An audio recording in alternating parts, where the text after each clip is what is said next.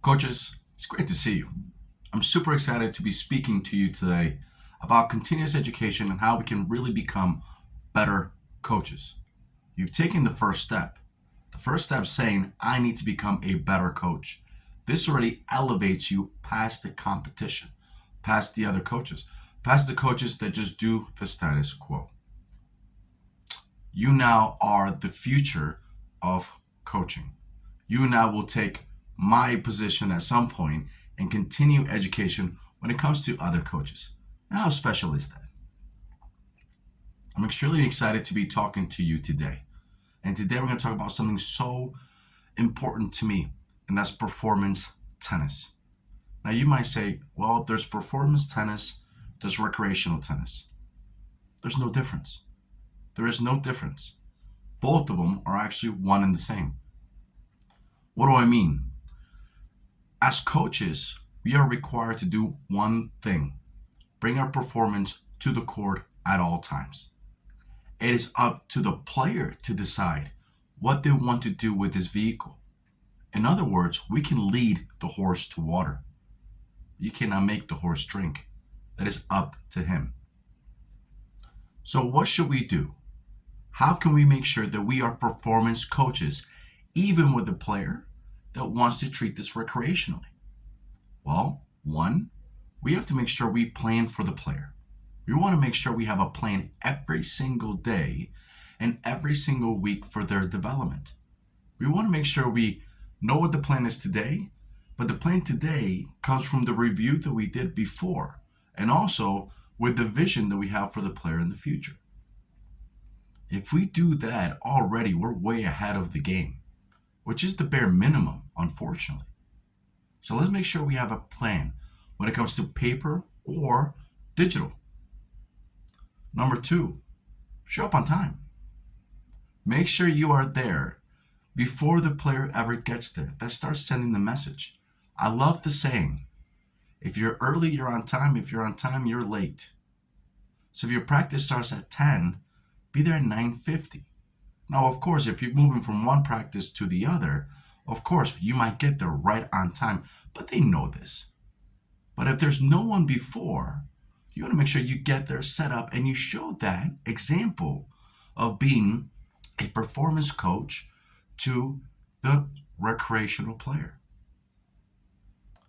Number three, make sure you give effort from the moment you see the player to the moment you say goodbye. The moment they come in, go greet the player. Hey, player, how are you? How's it going today?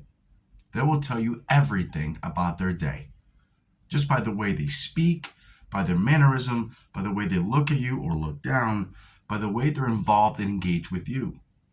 Treat that as information. I love the saying, we are the students the first 5 minutes of every practice. Maybe more, maybe a little bit less. Because we have to recognize what the athlete, what the player's trying to tell us. What is their mood? How are they coming in? Are they neuromuscular? Are they firing off? Are they a little bit slow today? What is going on with them? Also, they'll tell us what they want to work on. Yes, we have a plan, but also we want to make sure that we focus on the parts and the points that they want to focus on. They want to achieve that day, because it gives them a better feel that they conquered what they were trying to do that day. We treat them with that respect from the moment they come in, with effort and energy and knowledge throughout the practice. And the moment we say goodbye, see you tomorrow, or see you the next day, or see you a couple days from now, we say, hey, good job today. I'm excited to be working with you and continue what we worked on today and bring in some new stuff. I'll see you then. Right away, you've now captivated the player from beginning all the way to the end of the session. They now know that you are completely involved in their training. Number four, talk to the parents. The parents are not the enemy. The parents are your ally. They can be your biggest advocate. Now, think about this. Go back to what we said earlier. If we have a plan and we're able to show it to them, involve the parent will back off in the sense that they want to jump in as a coach. The only thing they want to jump in now is to know more about the plan and become your biggest advocate. So maybe the player goes home, is not feeling great that day. It's nice to know that the parent will be in their ear saying, trust coach.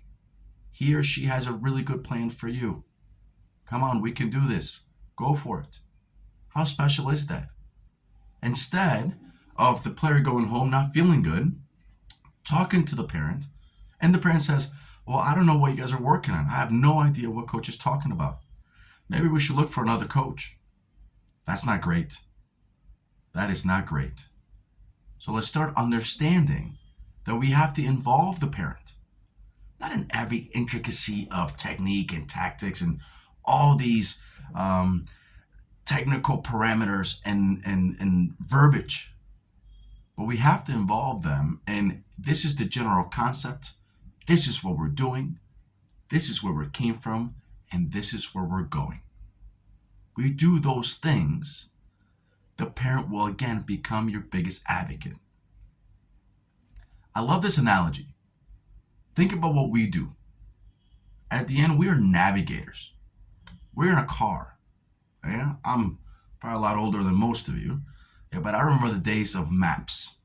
Okay? Now we have, of course, GPS. Imagine we are in the passenger seat. We are the navigators. The player is the one that's driving the car. They decide how fast or how slow according to our directions. According to our directions and their wants, they'll decide how fast or slow. But guess what? We have some people in the back seat also. We have the parents. Are we there yet? Are we there yet? Are we there yet? Well, we're not quite there yet. But I tell you, we're going to get there. It's going to take us maybe about this long, maybe not. But this is the path. Let me show you.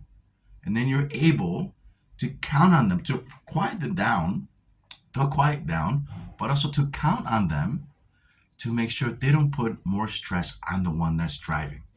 And now you guys can go in a straight path to where the player wants. So I'll leave this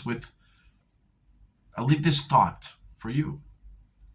If you're able to do all those things, if you're able to plan, if you're able to show the player how much you care, if you're able to involve the parents, if you're able to encapsulate everything there, most recreational players will choose the performance path.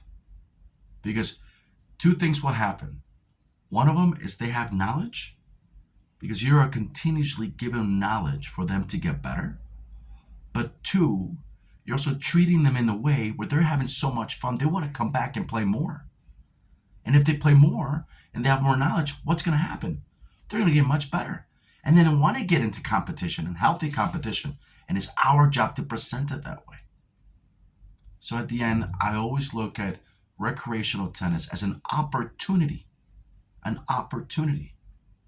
to really become performance tennis.